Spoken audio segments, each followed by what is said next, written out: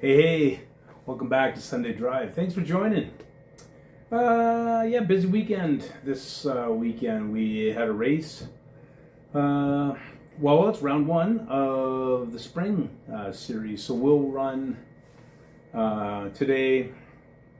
I don't even know what date it is. End of February, I think, is it? And we'll run into late April or May, weather dependent. So we'll probably get somewhere between 5 and 7 rounds in on the spring tournament. We just finished up the fall-winter tournament. Pete was the overall winner, so congratulations again to Pete.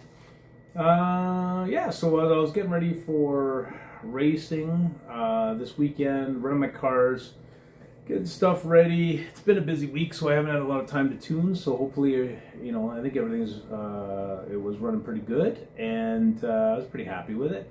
Anyways, and yeah, so I thought, what are we going to run this week? And I thought, you know what? It's the Fray is running this weekend right now. The Fray in Ferndale. For those that don't know, I don't know how long it's been running. I'll put some links in the description, but it's running for a long time down in California. Basically, like a modified Tjet that they run. And this group has been running it. I've read the history a few times. I should know this, but there's a group down in Ferndale that was racing these, and then some other clubs around started gathering up, and this kind of became an annual event. It's been going for quite a long time. I think most of the big names in slot car, HO slot car racing are down there, and I'd like to go one day. I'd like to go. I don't know if I want to race or not. If it'd be tough to. Be interesting to see how competitive you were. Probably not, but but it'd be a super fun weekend to watch and just hang out with the big crowds and meet some of those people that you see online all the time, and sometimes you chat with, but you haven't actually met in person. So maybe one day we'll get down there. But I thought it'd be a good reason to run one of my Fray cars and talk a little bit about Fray cars. So. This weekend at Pete's, I ran this car, and it's been pretty good for me. I bought this one. I didn't build this one. I built a couple, and I am building a couple more. There's one that I really need to get finished. I'm quite excited about it. I just haven't spent the time to finish it up. But let's take a look at what I'm going to run today. Go for a little cruise with the Fray car. So let's go. All right, this is the car I'm going to run today. This other one here, actually, this is a backup one. I probably won't run it today, but it's a bit of a modified. So, I mean, we try to stick close to the Fray rules. I'll put a tab in the bottom, but this one is actually, I won't run it today, but this is a Johnny Lightning that I've modified, so it's not exactly Fray. Obviously, I think the Johnny Lightning's ohms are... I think 14, 15. The Fray has to be 16 across all three ohms. I won't get into all that today. There's a lot of videos on there if you want to learn more about Fray cars. Giver, but this is one of my ones. This body's from Greg's Garage. He makes these a couple months of the year. It's kind of a retirement thing, I think, for him at this point. So he doesn't do them quite often. But this one is the one I'm going to run today. This one I bought online. I have no idea who made it. Yeah, but it runs really good. I haven't measured the ohms on the arms recently, but it's right smack around 16. It's pretty close. It's just like a decimal or two above. It looks a bit oily in there, but it's it's running good, so I'm going to leave it alone. These are the glued on.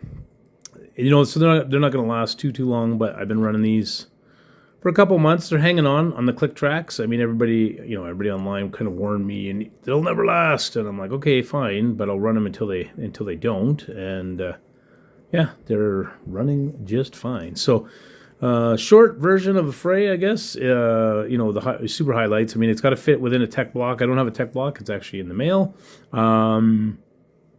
And 16 ohm, so measure 16 across all three arms in the pancake car.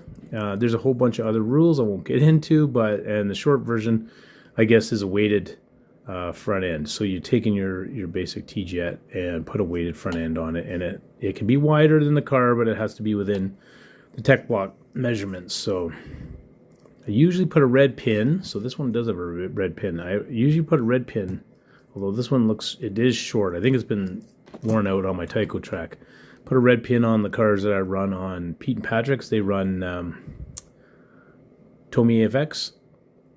So these pins are usually a little too long for my Tyco track. But apparently I put a black one in there.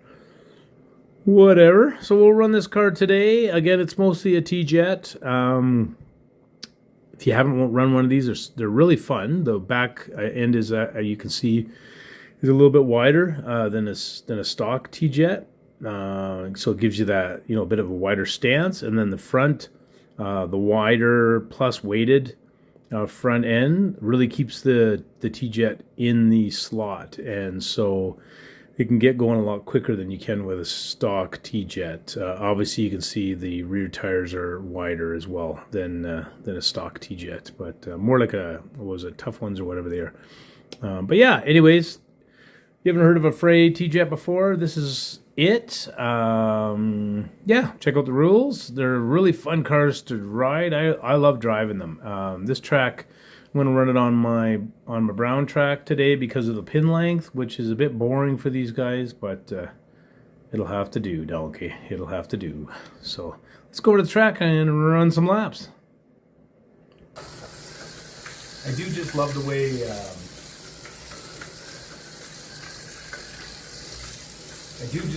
these guys handle. They're so smooth.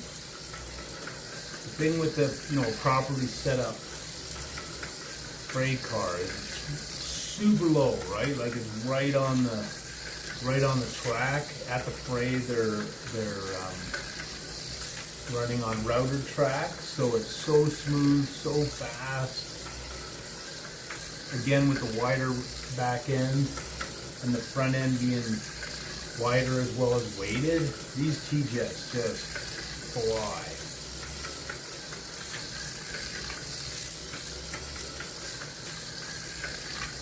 I mean, the bodies are really light in these, right? Molded bodies instead of plastic T-Jet bodies. A lot of people run the solid rivet chassis. There's some new chassis allowed at the Fray. Let's see, I think all mine are either old Auroras. I do have a couple of Johnny Lightnings that I've done up. I had some Fray T-Jet issues early or last race season.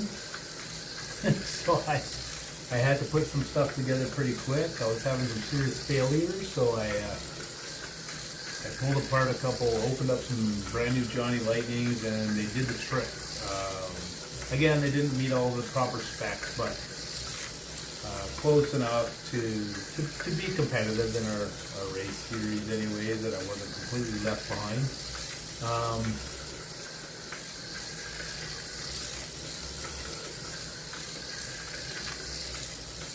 Yeah, what else? Well, I ordered a couple. I've got some different cars I've found that people have built online. Some Fray builds and some what they call nostalgia T-Jet. Got to do some more reading on that, where those classes sort of sit. A lot of them have a weighted front end. It's not wider than the car. It's kind of a similar width as a normal T-Jet, so I don't know what people used to race for rules with those. I'm still trying to find out where the nostalgia class kind of sits, what some of the bigger clubs were running with that. Because I picked up a couple of them, and again, they're pretty fun. They don't go quite as quick as the Fray builds, but they're very fun T-Jets to run.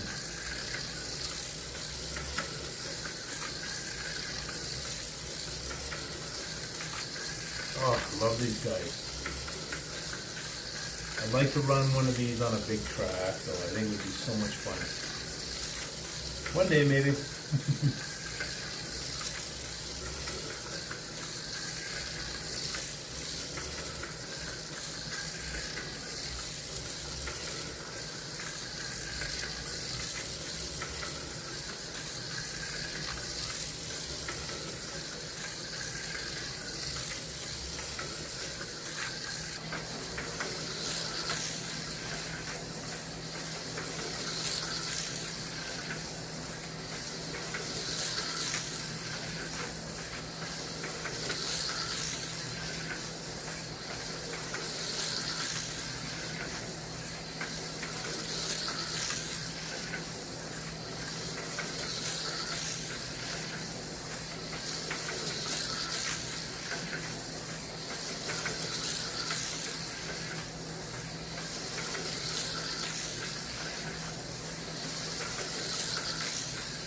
Key with these guys is smooth trigger fingers.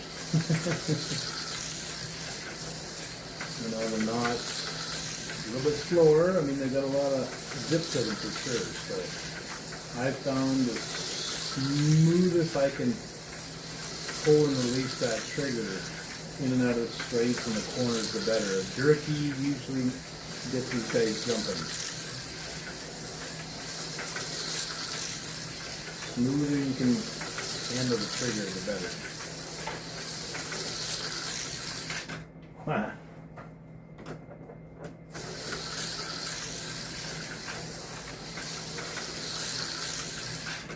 Oh my. Aprons also help. When I get my new layout done, I'm gonna definitely put some aprons on the new track. You can really enjoy these cars, fishtail and the Tjets, the Magnet traction, even the Tycos, the Tyco 440s, the Tyco Pros. You know, little fishtailing. It's really hard to do that on a stock track. Get a little apron on there, and you're all good to go. Woo!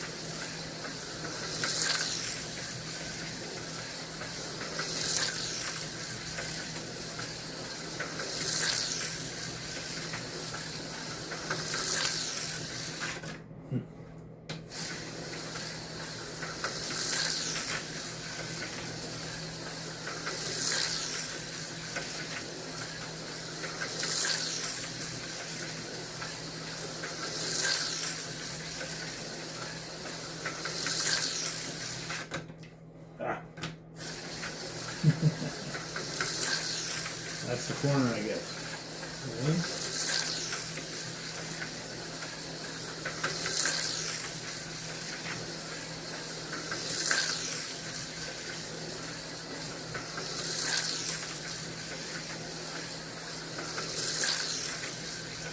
Trying to see what the car is doing on that corner. I had the controller in front of my eye, but I think it's, yeah, here it wants to swing out fishtail right here, and that's where it goes off the track. Yeah, I think if you watch the video really closely, you might be able to see what happened. Oh, there, interesting. Right here. Okay, so it starts with fishtail right here. Makes sense, right? It's coming on this corner. It's probably swinging, or the pressure, the weight's going that way, and then it comes back around here. And it wants the fishtail. Right there, yep. So, yeah, that's what I was going to say. I normally, I get an apron coming out here, you know. A lot of people make those. Use stuff like model train railway bed, which is a little bit not as thick as the standard track height. Some people get routering into wood. That seems like a heck of a lot of work. I mean, if it was a permanent layout, I guess, but there's also people now, lots of people, 3D printing aprons for sale. So you can buy that stuff, or find somebody with a 3D printer. I don't want to take away anybody's business, but I have found free files on the share websites like Thingiverse and whatnot. Where people have shared blueprint files, and I do know a guy. I'm going to get some printed up here shortly and try them out. Some of the stuff I've seen for sale online, clips to the tracks. There's another fellow, Scotty, that I believe his screw down. The ones that I found online are just the shapes, so you'd have to drill a countersink hole, screw it down to the table, which is what I think I'm going to do. I'm going to get the guy I know at work to put me off some of those and fiddle with them, and then give them a full order once I get my layout done. So that'll be fun. Some aprons on, fishtailing, proper fishtailing. Oh, did you see that one there? See, he's hanging over the edge. He was hanging over the edge on that one, right here. On that second last lap.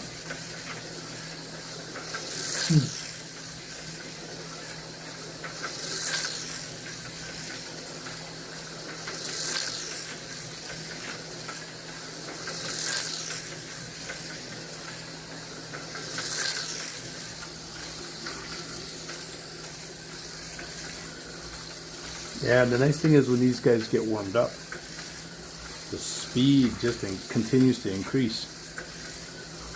So if you've never seen the Fray in Ferndale, go check it out. Like I said, I'll put the link in the description. Watch some of the videos. They're super fun. It looks like a great event. I think the other day there was about 40 racers. That's a pretty big gathering for HO slot cars, and it's just the Fray. It's just the Tjet class. So it's quite a bit of people that come together for this race every year. It looks like an absolutely fantastic event. Like I said, I'll get there one day maybe here, and we'll make it the vacation and head down. Till then, jump online and take a look at the live feeds. It's nice to see some people putting feeds up there. I think there's one fella, I can't remember his name. A lot of the time, the last couple of years, Slot Car Crazy has been down there putting up some live feeds and videos, and that's been super fun. He wasn't able to make it this year, so I see another fella put up some live feeds, which is just fun to watch, kind of being able to be there.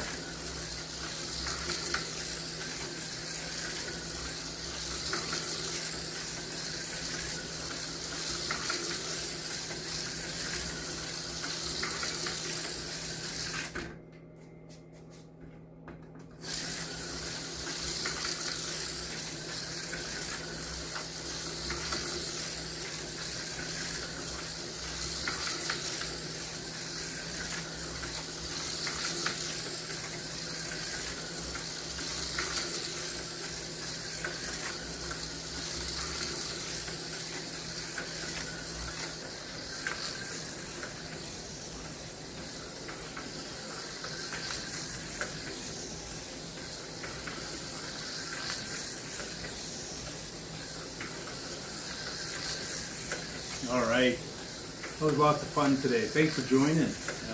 As always, I'm going to keep running around for a little bit here, enjoying the Sunday morning, and yeah, tons of fun. So, have an awesome Sunday. Have a great week, and we'll see you next time on Sunday Drive. Thanks for tuning in. Go check out the Fray. Lots of live videos, recordings on their Facebook page. I'll put a link in the description as well. But check it out. It's a super fun looking like a super fun event.